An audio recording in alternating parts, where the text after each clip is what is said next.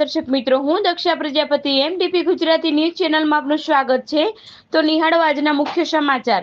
પાલનપુર ખાતે શ્રી પ્રભુ પ્રસાદ પરિવાર દેશી લોહાણા સમાજવાડી ખાતે શ્રી કૃષ્ણ જીવન દર્શન કથા વક્તા ડોક્ટર ત્રિકાદાસ રાપર દ્વારા કથાનું રસપાન કરવામાં આવ્યું હતું। આ કથામાં હજારો ધર્મપ્રેમી જનતાએ લાભ લીધો હતો। કથાની સાથે ભોજન પ્રસાદનું પણ સરસ આયોજન કરવામાં આવ્યું હતું। આ કથા તારીખ 22/6/2025 થી 26/6/2025 સુધી આયોજન રાખવામાં આવ્યું હતું। અહેવાલ દિલીપસિંહ સોલંકી। વધુ સમાચાર માટે નિહાળતા રહો એમડીપી ગુજરાતી ન્યૂઝ ચેનલ। મધ્યરાત્રિના સમયે સદનો જ્યાં સૂતો છે ત્યાં જઈ અને સદનાના પગનો સ્પર્શ કરીને આમ જગાડે છે। સદનો સફાળો જાગી જાય। શું થયું?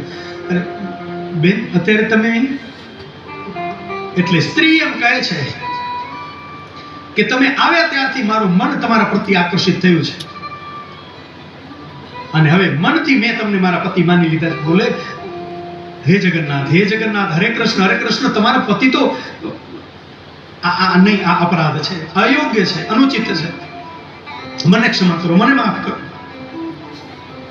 ગમે એમ કરીને સદનો માનતો નથી અને એમ કહે છે કે નહીં, આ અયોગ્ય છે, સર્વથા અનુચિત છે, હું અત્યારે ને અત્યારે નીકળી જઈશ ને। ત્યારે સ્ત્રી એમ કહે છે કે જો મારી ઈચ્છા અનુરૂપ તમે વર્તન નહીં કરો તો હું જ મારા હાથેથી મારા કપડાં તોડી નાખીશ, બૂમાબૂમ કરીશ, લોકો એકત્ર થશે ને તમને જીવતા નહીં રહેવા। એટલે સદનો એમ કહે છે પણ બેન, માં આ અનુચિત છે, ઠીક નથી। એક વખત, બે વખત, ત્રણ વખત કહ્યું, પણ સ્ત્રી જ્યારે પોતાના આવેગને રોકી ન શકી ત્યારે પોતાના હાથેથી જ પોતાના કપડાં તોડી નાખ્યા અને બૂમાબૂમ કરવા માંડ્યા। મધ્યરાત્રિનો સમય, બચાવો મને, બચાવો, બચાવો મને, બચાવો, બૂમાબૂમ કરી। અને ત્યાં તો આજુબાજુમાંથી આડોશી પાડોશી ને બધા જ ભેગા થઈ ગયા, ગામ આખું ભેગું થયું। શું થયું, શું થયું? બોલે એમ કહે છે કે અમે આને આશરો આપ્યો નહીં, આશરો આપનારે મારી ઉપર હુમલો કર્યો, મારા કપડાં ફાડી નાખ્યા, જુઓ, મારી આબરૂ લેવાનો પ્રયાસ કર્યો। અને ગામના લોકો ભેગા થયા અને સદનાને માર માર્યો। આ સદનાને માર્યો છે। સદનો કઈ ખુલાસો આપવા જાય પણ કોઈ સાંભળવા તૈયાર નથી। આમ કરતા કરતા બ્રહ્મ મુહૂર્તનો સમય થયો, સવાર સૂર્યોદય થવાની તૈયારી। ત્યારે ગામના 4 જણા ભેગા કરીને એમ કહ્યું કે યાત્રા કરવા નીકળ્યો છે અને આવા ધંધા કરે તને શરમ આવતી નથી? તને તો મૃત્યુદંડ દેવો જોઈએ, તને મારી નાખવો જોઈએ। જે કઈ જરૂરી, જીવન જરૂરી વસ્તુ છે, 2-4 વસ્તુ ભેગી નાખી, હે જગન્નાથ, હે જગન્નાથ, હે કૃષ્ણ, હરે કૃષ્ણ, હરે કૃષ્ણ કરતા કરતા એને જગન્નાથજીની વાટ પકડી રસ્તાનો મુકામ કરતા કરતા એક જગ્યા, બીજી જગ્યા, બીજું ગામ આવે, ત્રીજું ગામ આવે, આમ કરતા કરતા કરતા સદના જ્યાં જે મળે એનો આહાર કરીને હરે કૃષ્ણ, હરે કૃષ્ણ, હરે કૃષ્ણ, હરે કૃષ્ણ, બસ બીજું કઈ નહીં।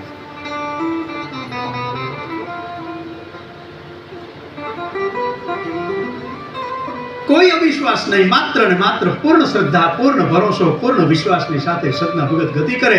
અને આમ કરતા કરતા એક ગામમાં ગયા। સંધ્યાનો સમય થઈ ગયો અને ગામમાં કોઈને પૂછા કરે છે કે ભાઈ કોઈ મંદિર, કોઈ આશ્રમ ખરું? મને આજ રાત્રિ રોકાણ કરવું છે અને કંઈક પ્રસાદ પણ જો મળી જાય તો। આજ તો લાંબી મુસાફરી યાત્રા કરીને આવ્યો છું, થોડો થાક પણ લાગ્યો છે, વિશ્રામ થઈ જાય। એટલે કોઈ એમ કહે છે કે હા, પેલા સામે જે ઘર છે ને ત્યાં તમે જાઓ, તમને આશ્રય મળી જશે। એટલે સદનો કસાઈ ત્યાં જાય છે અને ત્યાં દંપતી રહેતું હોય છે। એટલે કહે છે કે મારે, હું જગન્નાથજીની યાત્રાએ નીકળ્યો છું, આજ રાત્રે જો મને આશરો મળી જાય તો હું વહેલી સવારે નીકળી જઈશ। એટલે કહે છે કે ઠીક, તમે આવો, કઈ વાંધો નહીં। એટલે સાંજે જે કંઈ વાડું કર્યું અને રાત્રિએ હરે કૃષ્ણ, હરે કૃષ્ણ, હે જગન્નાથ, જગન્નાથ કરતા કરતા સદના માટે અલગ કક્ષની વ્યવસ્થા, એમાં વિશ્રામ કરે છે। પણ આમાં બન્યું એવું કે જે દંપતી છે એમાં જે સ્ત્રી છે એ સદનાને જોઈ ખબર નહોતી કે ભગવાન છે। હવે તો સમજાયું કે ભગવાન છે। કૃષ્ણ કૃષ્ણ આખો દી કરે, કૃષ્ણની કથાને યાદ કરે, કથામાં જે જે વાત સાંભળ્યો યાદ કરે, મનથી એ સ્મર્યા કરે ભગવાન શ્રી કૃષ્ણને। અને આ તો ભગવાન શ્રી કૃષ્ણને કંઈ યાદ કરવા માટે, ત્યાં સુધી અવાજ પહોંચાડવા માટે કંઈ બોલવાની જરૂર થોડી છે। તનની જાણે, મનની જાણે, એ તો ચિત્તની જાણે ચોરી। આ તો આને બોલાવો જલ્દી।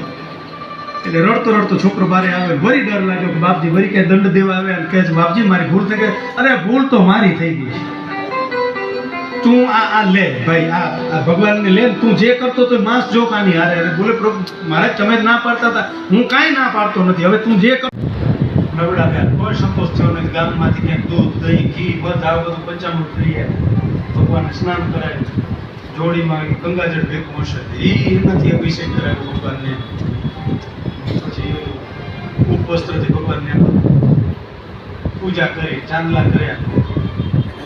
ભગવાન આવા ને આવા જગતમાં પાપીઓ પડ્યા, તમે આમ જ્યાં ત્યાં રહેવો છો ને એમાં આ તકલીફ થાય, તમને બધા માંસથી બારોબાર દુખે. આમ પડ્યું મારે,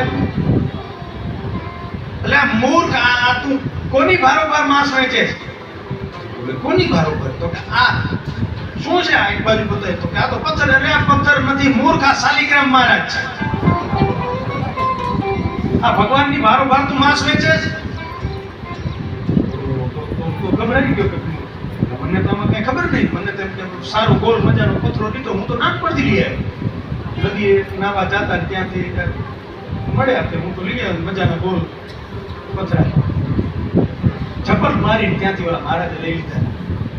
પાપી ઘોર અપરાધી, જો નરકમાં તમને સ્થાન નહીં મળે. રામને તો ઢોલો બિચારો ડગાઈ ગયો કે કૃષ્ણ એક ગોવિંદ એક મારી ભૂલ થઈ ગઈ, મારો અપરાધ થઈ ગયો. બિચારો રડ્યા કરે અને મારા આ રીતે એક માંસ વેચીને આખો દિવસ ત્યાં મોટા પર બેસે. આમ કરતા કરતા એક વખત ત્યાંથી કોઈ મહાત્માજી નીકળ્યા અને નાક ઉપર આમ રૂમાલ રાખી અને પૂછા કરી કે ભાઈ આ મારી માંસ જોકી જોકી જે આવે ને આપે. એમ કરતા કરતા યુવાવસ્થાએ પહોંચેલો સદનો, અને એમાં સત્સંગ કથામાં જાય, એમાં એમને જગન્નાથ ભગવાનની કથા સાંભળી અને ખબર પડી કે ઓ આ તો ભગવાન શ્રી કૃષ્ણ સ્વયં, જગન્નાથજી એટલે સ્વયં ભગવાન શ્રી કૃષ્ણ છે. અને જે ગમતું હોય એનું નામ લેવું ન પડે, એ લેવાઈ જતું હોય. એટલે બોલવામાં તો પ્રયાસથી બોલવું. નામ ગમવામાં અને નામ લેવામાં અંતર છે, એ થોડું અંતર તમારી રીતે તપાસી જોજો. સત્સંગ એ નાનપણથી ગમે. હવે પોતાનો પારિવારિક વ્યવસાય એટલે એ ઓલી ઓટા ઉપર એ માંસ વેચે, એના પિતાજી માંસ વેચે, એના ભેગો પોતે ઉભો રહે, પણ એનું ધ્યાન ત્યાં જ આખો દિવસ એમ થાય કે ઓહો ભગવાન કૃષ્ણ આટલા દયાળુ, ભગવાન કૃષ્ણ આટલા કૃપાળુ કે કૃષ્ણ કૃષ્ણ કરે હે ગોવિંદ. થઈ ગયું તો હવે મને હું પાછો જ્યાં હતો ત્યાં મૂકી આવું. અરે પ્રભુ એ તો તમને માંસની આડે. તો કે મહારાજ તમારી નજરમાં એ માંસ હશે, પણ મારી નજરમાં તો હું દરરોજ એના ભજનને જોઉં છું, એના ભાવને જોઉં. આ બાજુ જાઓ ત્યાં તો એ મહારાજની નજર પડી ઓલા એ માંસ જોખવાના જે ત્રાજવા હોય ને, સાંકળવાળા ત્રાજ. આપ તો શું મોટે ભાગે વેપારી છો, તમે એ તો જોઈ લાવો કે હવે ઇલેક્ટ્રિક કાંટા હવે આલ્યા. પેલા તો સાંકળવાળા એક બાજુ માપ કે તોલા છે કઈ આપણે મૂકેલું. હવે એ સમયમાં કઈ ઓલા લોખંડના